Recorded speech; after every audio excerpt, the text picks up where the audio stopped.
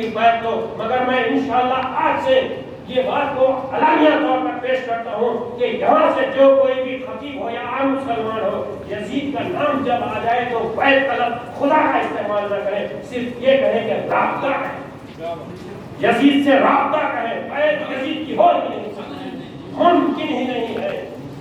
کوئی کچھ بھی کہہ لے، کوئی کچھ بھی سمجھ لے، بیعت تو انہی کی ہوتی ہے جو خاصان خدا ہوتے ہیں، بیعت تو انہی کی ہوتی ہے جو اللہ والے ہوتے ہیں، اور بیعت تو انہی کی ہوتی ہے جو رسول والے ہوتے ہیں۔ بیعت صرف اور صرف رسول والوں کا حق ہے، بیعت صرف اور صرف رسول والوں کا حق ہے۔ اب تاریخ کا اگر جائزہ لے لیں تو اسلام کے کئی سلسلے ہیں طریقت کے، چاہے وہ چشتی ہو، سراپردی ہو، قادری ہو، نقشبندی ہو، یہ تمام کے تمام سلسلوں کی حقیقت کو آپ غور کر لیں۔ اگر کوئی غیر سید مرشد ہے بھی تو اس کا سلسلہ آخری میں جا کے مولا علی سے مل جاتا ہے۔ ایک سید اور اہل بیت کا دخل تو لازمی ہے، ان کے بغیر کوئی چارج نہیں ہے۔ آپ طریقت کے سلسلوں کو اٹھا کر دیکھ لیں، سینکڑوں سلسلے، سینکڑوں، ہر آلٹرنیٹ گلی میں ایک سلسلہ ہے، ہر آلٹرنیٹ گلی میں ایک سلسلہ ہے، کئی مرشدہ ہیں، ان سب کے سلسلے جا کے مولا علی سے ملتے ہیں، نہ عثمان غنی سے ملتا ہے، نہ فاروق اعظم سے ملتا ہے، نہ ابوبکر صدیق سے ملتا ہے۔ اس بات کا نہیں ملتا، امامت مصطفیٰ کی اہل بیت، خلافت کا حصہ دوسرا ہے۔ خلافت کے حصے میں ہم کو یہاں ذکر بھی نہیں کرنا ہے۔ مسجد اللہ کا گھر ہے اور مسجد میں صرف امامت ہوتی ہے، تو مسجد میں صرف اماموں کا ذکر ہونا۔ خلافت کے کوئی مرحلے کی طرف ہم جانے کی ضرورت نہیں۔ اب رہا سوال سن 60 ہجری کا، 150 خطوط کوفے والوں نے امام علی خان کی بارگاہ میں بھیجے۔ لوگوں کا بھی مسئلہ شروع سے ہے، دیوانگی رہی تو ایسی رہتی، بے تکی رہتی، یہ اس واسطے ہوتا نظر اچھی ہونا، شریعت کی اہمیت پین کے سب نظارے کرنا تو اچھا دکھتا ہے۔ ہماری آنکھوں میں شریعت کی نظر، شریعت کی اہمیت ہی نہیں ہے، ہم دیکھیں گے کیا؟ جو دکھتا ہے اس کو بہت کچھ سمجھتے ہیں، جو دکھتا ہے اسی کو ہم بہت کچھ سمجھتے ہیں، لیکن ایک مسلمان کی کیفیت یہ ہونی چاہیے کہ اس میں فکری پہلو بھی ہونا چاہیے، اچھا اور برے کی تمیز کرنے والا ہونا چاہیے، صحیح اور غلط کو سمجھنے والا چاہیے۔ معمولی خواب دیکھ کے صبح اٹھتے تو غور کرتے نہیں کرتے، جو دکھا اس کو یقین کر لیتے ہیں۔ میرے کو تعبیر بٹھانا نہیں آتا، بھائی کون اچھا تعبیر بٹھاتے ہیں، میں ان سے پوچھ لیتا ہوں، ملے جا کے آپ دریافت کرتے ہیں، انہوں بولے تو آپ کو تسلی۔ اس کا مطلب یہ ہے کہ اللہ کا ایک قانون ہے، اللہ کا ایک قانون ہے، جو جس چیز میں ماہر ہوتا وہ اس کا پروفیسر ہوتا، تو اسی کے پاس جانا جس کو اس چیز کی مقبولیت ہے۔ بات سمجھ میں آئی آپ کو؟ تو اصول کے مطابق اگر ہم زندگی چلائیں تو بات سمجھ میں آ جاتی ہے، ورنہ زندگی بے بہرا ہو کر گمراہی کی طرف ہم کو لے کے چلے جاتی ہے اور ہم کو تسلی اور سکون کا معاملہ میسر ہے۔ آج آپ ایمانداری کا تقاضا ہے، یوم عاشور کی شب لگ چکی ہے، اس شب کا میں واسطہ دے کر آپ کو ایک ایماندارانہ مشورہ دینا چاہوں گا کہ صبح فجر کے بعد جب ذکر اللہ میں بیٹھے تو اپنے قلب کی طرف نگاہ کر کے، نظر کر کے دل سے پوچھو، کیا تو سکون میں ہے؟ کیا تو سکون میں ہے؟ دل بے ساختہ بنے گا، نہیں میں سکون میں نہیں ہوں، کیونکہ تم میرے پاس جو چیز ہونا ہے وہ نہیں رکھے، دنیا کے پسارے میرے پاس رکھے ہو۔ دل گواہی دے یہ یوم عاشور کا واسطہ ہے، کیونکہ اسی عاشور کے صدقے ایمان ملا، اسی عاشور کے صدقے میں اسلام ملا۔ اب یہ اور بات ہے، لوگوں کی فکروں کا، ان کی سوچ کا فرق ہے کہ جو ہے غم ماتم اس قسم کی الجھن میں مسلمان قیامت تک الجھتا رہے گا، مگر عقل مند وہ ہے جو امام علی مقام کے ایثار اور قربانی کو سنجیدگی اور ایمانداری سے سوچے، جو ایمانداری اور سنجیدگی سے شہادت امام حسین سمجھ گیا، انہیں یہ مسئلے نہیں پڑا۔ یہ 5-25 کا جھگڑا ہے، کوئی یہ چاہ رہے کہ میری طرف اتنے آ جائے، ان کی طرف اتنے چلے جائے، یہ معاملہ حسینیت کا ہے۔ خبردار رہے وہ لوگ جو دین کے امور میں مداخلت کر کر لوگوں کے ذہنوں اور فکروں کو خراب کرنے کی کوشش کر رہے ہیں۔ یہ معاملہ حسینیت کا ہے، اور حسینیت میں صرف اور صرف نیکوکاری کا مطالبہ ہے، ایمانداری کا مطالبہ ہے، شرافت اور اخلاص کا مطالبہ ہے، اس سے ہٹ کر کوئی مطالبہ نہیں، کیونکہ ان تمام چیزوں کا دینے والا، عطا کرنے والا رب العالمین ہے۔ اس کی مشیت سے جو معاملات ہوتے ہیں اسی کو ہم سر تسلیم خم کر کے اپنی زندگی کو چلانا ہے۔ بہرحال 150 خطوط کوفے والوں نے امام علی مقام کے پاس بھیجے تو آپ نے مشاورتی طور پر صحابہ کرام سے مشورہ فرمایا، تو ہر ایک صحابی نے اس وقت یہی مشورہ دیا کہ اے امام علی مقام، آپ کوفے والوں کے پاس نہ جائیں کیونکہ ان کی کیفیت الگ ہے۔ تو حضرت امام حسین نے فرمایا کہ اے میرے نانا جان کے صحابیوں، روز محشر جب اللہ مجھ سے پوچھے گا کہ میں نے تم کو ایک ارشاد، ایک مسند کے ارشاد کا معاملہ تم سے طے فرمانا سوچ رکھا تھا اور وہ حیثیت اور صلاحیت تم کو عطا کی تھی، تو تم نے ان کے اصرار پر، ان کے خواہش پر آپ کوفہ کیوں نہیں گئے اور دین اسلام کا معاملہ مکمل یعنی بیعت کا معاملہ کیوں نہیں فرمایا؟ اس گھر سے میں اس طرف جانے کا جو ہے خواہش مند ہوں۔ تو صحابہ اکرام نے آپ کو بار بار روکا اور پھر آپ نے ان کے 150 خطوط بتائے، تو پھر مشاورتی طور پر یہ طے ہوا کہ اس بار میں اپنے چچا زاد بھائی حضرت مسلم کو بھیجاؤں گا۔ تو اب آپ غور کریں، حضرت مسلم بن عقیل اور ان کے 2 بچے، معصوم سے بچے محمد اور ابراہیم جن کے نام تھے، یہ تینوں لوگ کوفہ کی طرف روانہ ہوتے ہیں۔ اب کوفے والوں نے جو محبت اہل بیت کا جذبہ نظر آ رہا تھا، بتایا یہ جاتا ہے، تاریخ کے اور آپ شاہد ہیں، تاریخ شہداء کربلا میں آپ پڑھ سکتے ہیں، بتایا یہ گیا ہے کہ 40,000 عراقی اور کوفے والوں نے ایٹ اے ٹائم حضرت مسلم بن عقیل سے ان کے ہاتھ پر امام حسین کے نام سے بیعت کی۔ ایسا اثر بھام، ایسی کیفیت، ایسا استقبال کہ حضرت مسلم بن عقیل خوش خرم ہو گئے اور آپ نے فوراً سے ایک خط قاصد کے ذریعے روانہ فرمایا حضرت امام علی مقام حضرت حسین علیہ السلام کی جو ہے خدمت اقدس میں کہ اے امام علی مقام، کوفے والوں کی تو محبت اہل بیت سے بے انتہا اور بے پناہ ہے، لہذا میں خواہش کرتا ہوں کہ آپ یہاں پر تشریف لا لیں، کیونکہ وقت واحد میں 40,000 لوگوں نے آپ کے نام کی بیعت میرے ہاتھ پر لی ہے۔ تو حضرت امام علی مقام حضرت حسین علیہ السلام بھی خوش و خرم ہو گئے۔ آپ نے صحابہ سے مشورہ فرمایا اور کہا کہ دیکھو، مسلم بن عقیل کو بھیجانے سے حالات کا جائزہ ہم کو مل گیا، کیفیتیں سمجھ میں آ گئی، تو میں یہ چاہتا ہوں کہ میں بھی جو ہے کوفہ کی طرف روانہ ہو جاؤں، مگر خدا کی کرنی کو آپ کیا پوچھیں، اللہ تبارک و تعالیٰ کا ایک اپنا اصول ہوتا ہے، مشقت جو ہوتی ہے، آفت اور مصیبت کا معاملہ جو ہوتا ہے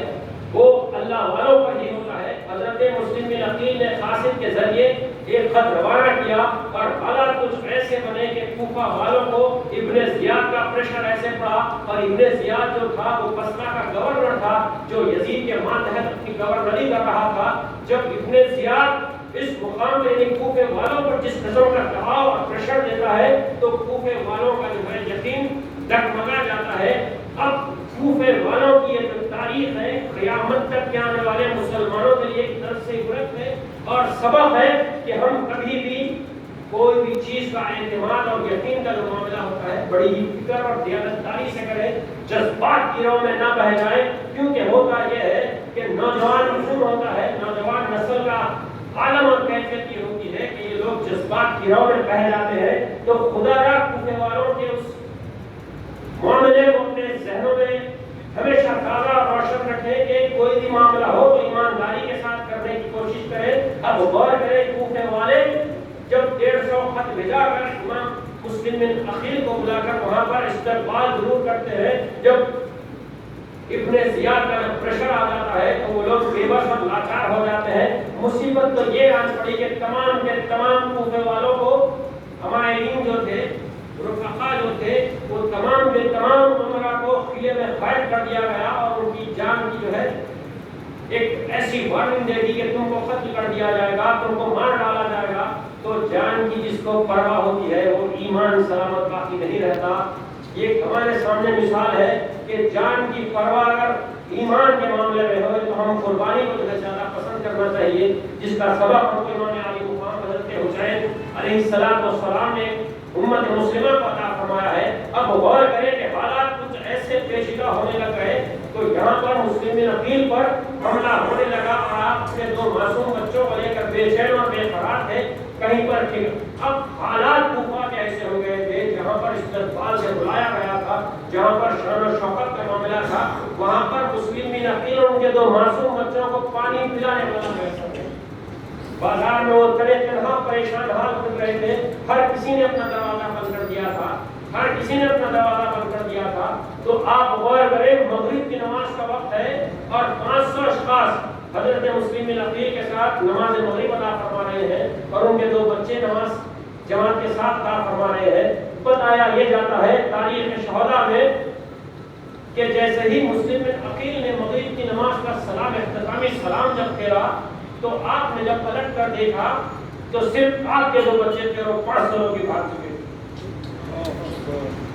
یہ اس واسطے ہوا تھا کہ نسبت کا معاملہ کمزور تھا، ایمانداری کے ساتھ نسبت اچھی ملے تو پھر وہ رنگریز بچوں کے سے لوگ پیدا ہو گئے۔ ایمانداری کے ساتھ اگر نسبت اچھی ملی تو وہاب بن کلبی جیسے بچے پیدا ہو گئے۔ ایمانداری کے ساتھ اگر نسبت اچھی ملی تو عبداللہ کلبی جیسے وفادار پیدا ہو گئے۔ آپ غور کریں، تاریخ کچھ اور بتاتی ہے، حالات کچھ ایسے سامنے آ رہے ہیں کہ مسلم عقیل بے چین اور بے قرار ہے۔ بہرحال ابن زیاد کا جو پورا سارا جو فوجی عملہ تھا وہ مسلم عقیل پر حملہ ور ہو کر مقابلہ کرتا ہے۔ اب جس کے رگوں میں رسول اکرم کا خون ہو، ان کی کیفیت تو نرالی ہوتی ہے، ان کو 1-2 کور نہیں کر سکتے تھے۔ تو یہ دیکھ کر آپس میں انہوں نے مشورہ کیا کہ یہ حسینی سید ہے، اس پر ہم حملہ ور نہیں ہو سکتے، لہذا ہم گروپ آف پیپل مل کر جو ہے ان کا مقابلہ کریں۔ تب جا کر ان کو نیزوں سے، برچھوں سے اور تیروں سے اور تلواروں سے جو ہے حضرت مسلم عقیل کا قتل کر دیتے ہیں۔ تو جب مسلم عقیل کی شہادت عمل میں آتی ہے تو ایک کیفیت نرالی ہو جاتی ہے، انداز پورا بدلا ہوا ہو جاتا ہے، کوفے والوں کی بے چینی اور بے قراری کا عالم ظاہر ہو چکا ہوتا ہے۔ اب آپ غور کریں کہ جب مسلم عقیل نے وہ خط امام حسین کی طرف روانہ کیا تھا اور یہاں پر 2 محرم الحرام کو امام علی مقام کربلا تشریف لا چکے ہوتے ہیں، کیونکہ جب آپ آتے ہیں تو آپ کو بعد میں وہ خط میسر ہوتا ہے، اور جب خط میسر ہوتا ہے تو آپ نے فرمایا کہ اب کوئی دوسرا چارہ نہیں ہے، لہذا ہم کوفہ کی طرف ہی روانہ ہوں گے۔ تو اچانک سے جیسے ہی آپ کربلا کی سرزمین پر اترتے ہیں اور لوگوں سے پوچھا کہ اس مقام کا نام کیا ہے، تو کہنے والوں نے کہا کہ یہ کربو والا ہے۔ جیسے ہی آپ کو یہ نام سنائی دیا آپ نے فرمایا یہ تو وہ مقام ہے جہاں پر ہمارے نانا نے ہم کو شہادت کی بشارت کی تھی۔ اب آپ غور کریں، ہم کو اگر سمجھ میں آ جائے کہ وہاں کے حالات ٹھیک نہیں ہیں تو ہم جانا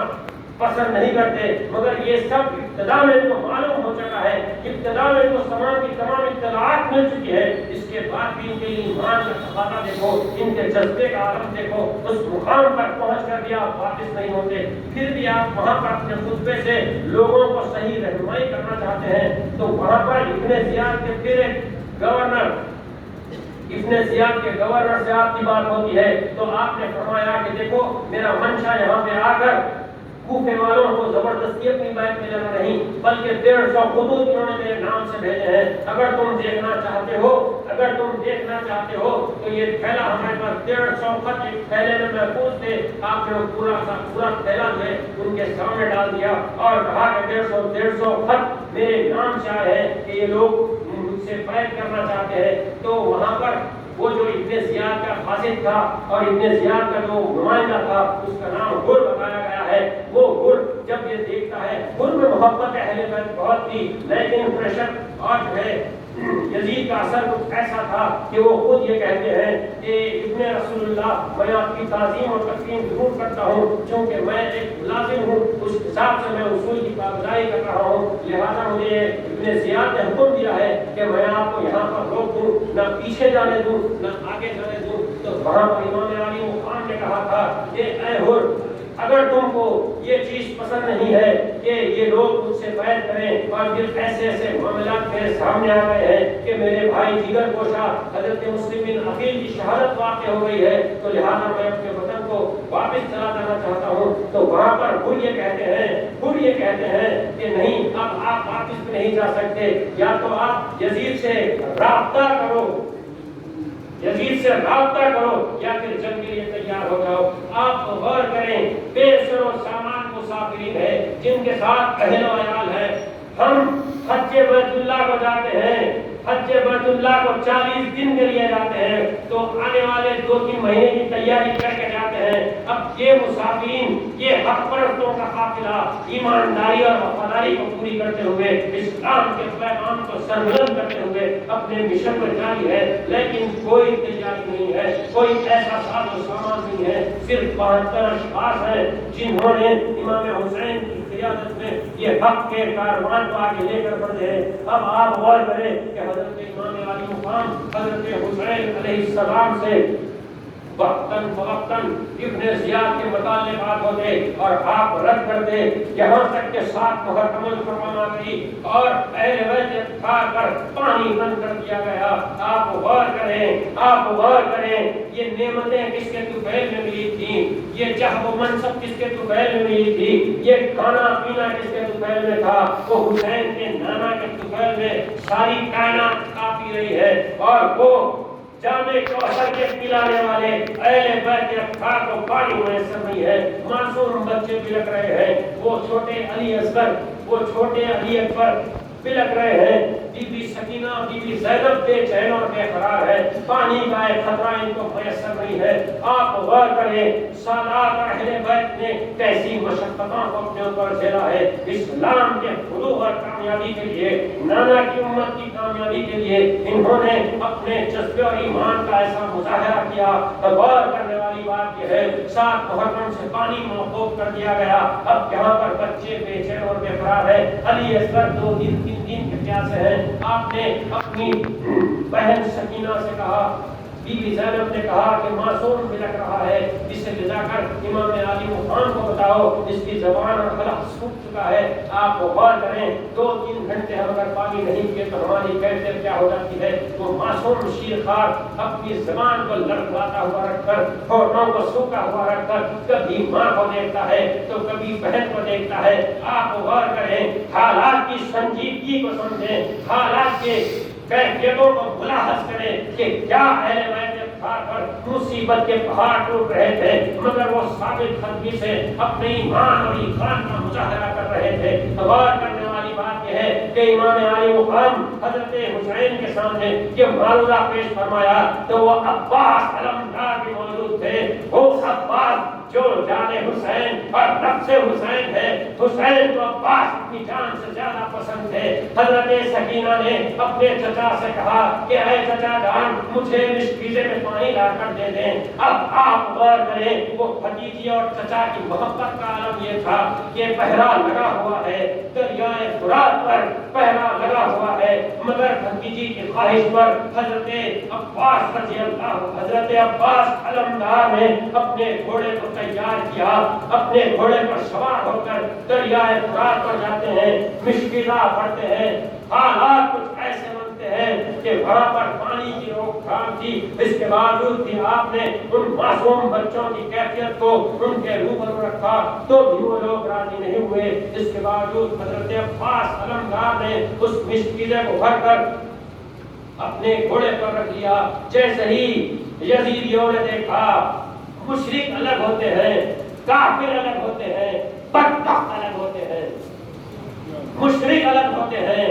کافر الگ ہوتے ہیں اور بدبخت الگ ہوتے ہیں، تو یزیدی بدبختوں نے حضرت عباس پر ایسا حملہ کیا کہ کبھی ایک بازو کٹ جاتا تو کبھی دوسرا بازو کٹ جاتا۔ بے چینی اور بے قراری اپنی بھتیجی کے مطالبے کی ایسی تھی کہ حضرت عباس علمدار نے اس مشکیزے کے ڈورے کو اپنے دانتوں نے پکڑا۔ جیسے ہی دانتوں نے پکڑا تو انہوں نے آپ پر بھی حملہ کر دیا۔ آپ غور کریں کہ مشکیزہ اہل بیت تک پہنچا نہیں اور عباس علمدار شہادت کا جام نوش فرما رہے ہیں۔ وہی کیفیت خیمے میں ہو رہی ہے. علی اصغر بے چین اور بے قرار ہے, علی اکبر بے چین اور بے قرار ہے. بی بی زینب نے کہا اے امام علی مقام, اس معصوم کے لیے کوئی پانی کا انتظام کروا دیں. اب آپ غور کریں, اہل بیت اطہار کے نوجوان پورے کے پورے راہ خدا میں محبت رسول میں شہادت کا جام پی رہے ہیں, محبت رسول میں شہادت کا جام پی رہے ہیں.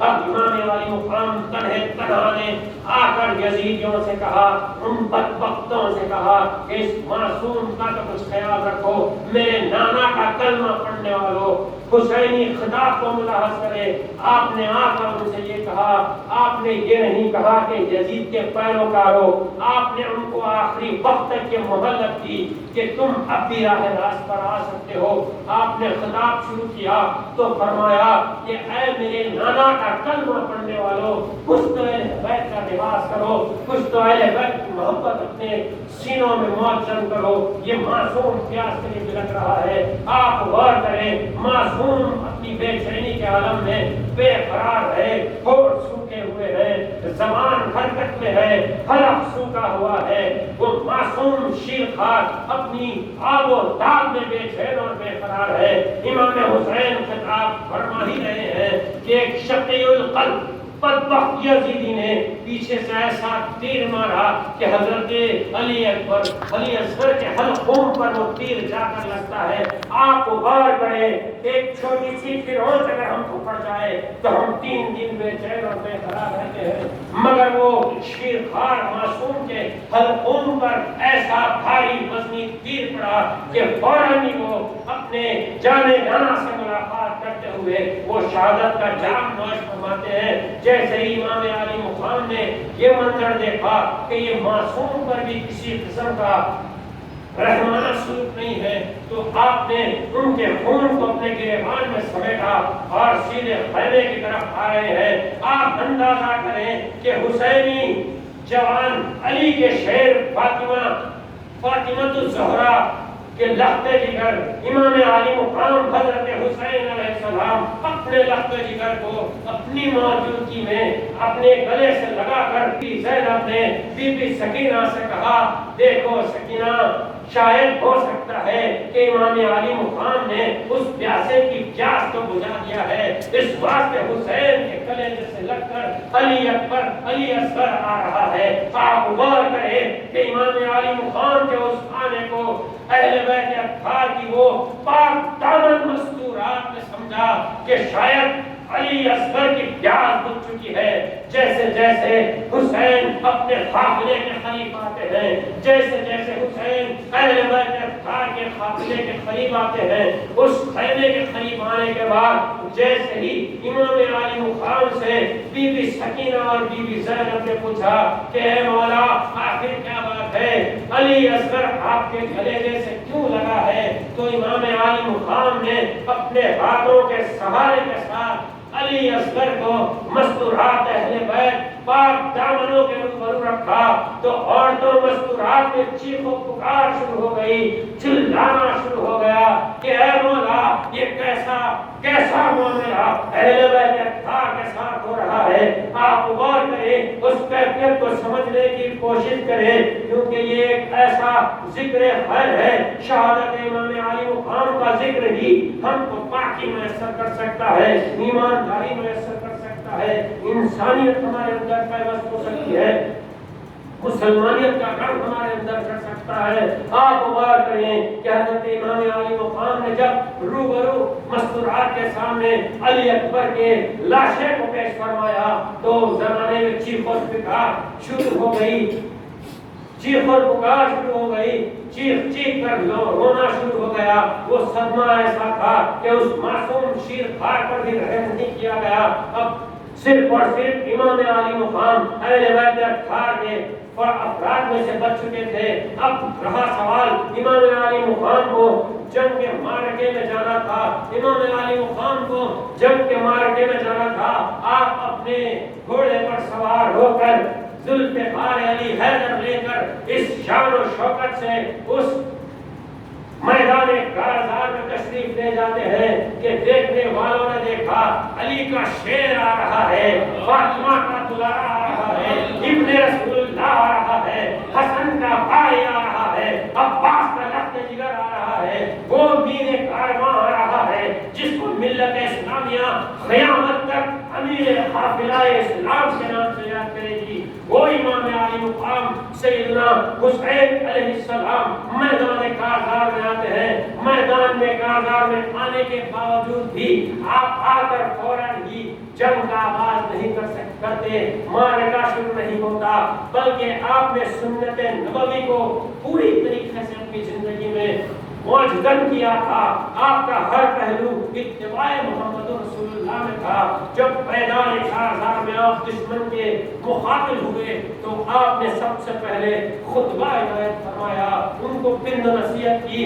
کہ دیکھو میرے نانا کا کلمہ پڑھنے والوں، میں حق کے راستے پر ہوں، میرا کوئی ایسا منشا نہیں تھا کہ میں لڑنے اور جھگڑنے نہیں آیا تھا، میں تو صرف ان کی دعوت پر آیا تھا، میرا کوئی ایسا خیال اور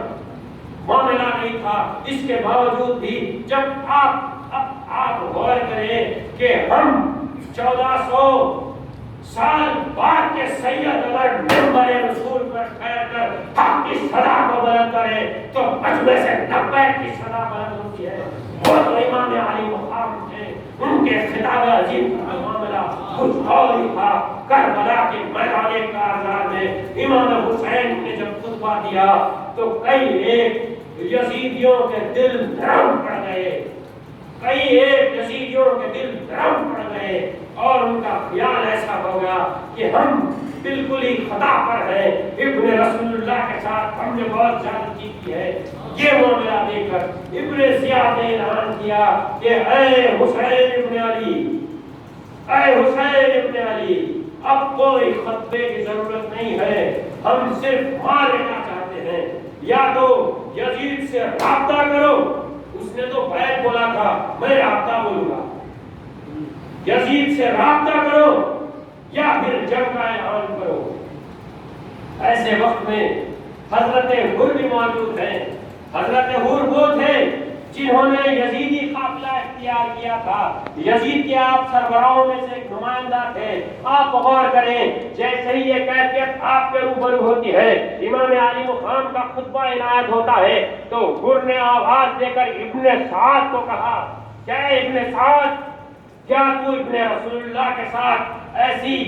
جرأت مندانہ حرکت کرے گا؟ کیا تو علی کے شیر کے ساتھ یہ گستاخانہ انداز میں پیش آئے گا؟ کیا تو فاطمۃ الزہرا کے دلارے کے ساتھ ایسی سختی کا معاملہ کرے گا؟ تو ابن سعد نے کہا کہ ہاں میں تو اہل بیت اطہار کے بچے کو چن چن کر نیست و نابود کر دوں گا۔ جیسے ہی یہ الفاظ ابن سعد نے کہے تو حر نے کہا، جو اپنے بھائی مصعب کے ساتھ کھڑے ہوئے تھے، آپ حضرت حر نے کہا تو پھر ابن سعد تو یہ سن لے کہ میں آج سے امام علی مقام کے ساتھ ہوں، کیونکہ میری عقیدت اس بات کی اجازت نہیں دیتی کہ میں اہل بیت اطہار کے مقابل آ کر جو ہے مقابلہ کروں، کیونکہ یہ وہ قیامت نما منظر ہے، یہ اللہ کے رسول کی اہل بیت کے ساتھ زیادتی کا معاملہ ہے، اور روز محشر ہم کیا بھلا بارگاہ مصطفیٰ میں اپنے چہرے بتائیں گے۔ اس قسم سے آپ نے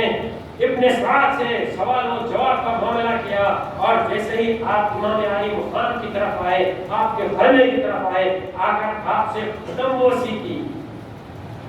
بڑے بے چینوں میں قرار رہتے ہیں کہ صرف مہدویوں میں قدم بوسی ہوتی ہے اور کہیں نہیں ہوتی۔ ارے مہدویوں کی قدم بوسی خاص نہیں ہے، یہ اہل بیت اطہار کی تعظیم کا معاملہ ہے۔ مہدویوں کی حضرت حر کر قدم بوسی کرتے ہیں اور اجازت طلب کرتے ہیں کہ دانستان اب تک مجھ سے جانے انجانے جو غلطی ہوئی ہے اسے خدا را آپ معاف فرما دیں۔ تو امام علی مقام نے اپنے ولایت بھرے وصف کو ظاہر کرتے ہوئے آپ نے فرمایا کہ اے حر، اللہ نے تم کو ہدایت دے چکی ہے، لہذا میں اللہ سے دعا کروں گا کہ پروردگار تمہاری توبہ کو قبول فرما لے۔ آپ نے یہ نہیں فرمایا کہ میں تم کو معاف کرتا ہوں، آپ نے یہ فرمایا کہ میں اللہ سے دعا کرتا ہوں کہ اللہ تمہاری توبہ قبول کر لے۔ جیسے ہی آپ نے سوال یہ تھا کہ ان کو اس بات کا یقین ضرور تھا کہ حسین کچھ بھی کہو میرے لیے کامیابی ہے، حسین کچھ بھی کہو میرے لیے کامیابی کی ضمانت ہے۔ تو آپ غور کریں کہ حضرت حر امام علی مقام کی قدم وسیع کر کے معافی کرا کر آپ سے فوراً اجازت طلب کرتے ہیں کہ آپ خدا را ابن رسول اللہ مجھے اجازت دے کہ میں میدان کارزار میں جا کر اہل بیت اطہار کے لیے اپنے سر کو کٹا دوں۔ جیسے ہی یہ حر کی پیشکش دیکھی، ان کے بھائی جو یزیدی لشکر کے ساتھ حضرت مصعب کھڑے ہوئے تھے، آپ نے دیکھا کہ بھائی کے اندر یہ نیا بدلاؤ کیسا۔ آپ قریب آتے ہیں تو یزید سمجھتے ہیں، یزیدی سمجھتے ہیں کہ مصعب جا کر اپنے بھائی پر حملہ کرنے والے ہیں، حضرت حر پر، مگر اس کے برخلاف یہ ہوا کہ مصعب جب جاتے ہیں تو وہ بھی جا کر امام علی مقام کی قدم بوسی کرتے ہیں اور معافی کرا کر پھر اجازت طلب کرتے ہیں کہ آپ مجھے بھی اجازت دیں کہ میں میدان کارزار میں جا کر اپنے جوہر بتا کر اپنی سچائی کا ثبوت دے سکوں۔ بہرحال امام علی مقام نے یکے بعد دیگر سب کو اجازت دیتے رہے، سب گئے اور میدان کارزار میں اپنے جوان مردی کے جوہر بتا کر، حسینیت کا رنگ بتا کر ایمانداری کا پورا مظاہرہ فرمایا۔ کئی ایک یزیدیوں کو فنگار کر دیا، جہنم رسید کر دیا۔ اس کے بعد ان عاشقان اہل بیت کے نمبر لگے جن کو تاریخ اسلام میں وہب کلبی کے نام سے یاد کیا جاتا ہے، عبداللہ کلبی کے نام سے یاد کیا جاتا ہے۔ تاریخ کے اور آپ شاہد ہے، وہب کلبی جو کہ 17 سالہ شادی شدہ نوجوان تھے۔ آپ غور کریں برادران ملت، آپ غور کریں کہ ایک مسلمان کی شادی آج غیر شرعی اصولوں پر ایسی ہو رہی ہے، اور ماں نے آ کر کہا کہ اے وہب، میں یہ چاہتی ہوں کہ یزید اور اس کے حوالی ابن رسول اللہ امام علی مقام پر ظلم و ستم نچھاور کر رہے ہیں، ظلم و ستم کے حربے چلا رہے ہیں۔ میں یہ چاہتی ہوں کہ تو میرا بیٹا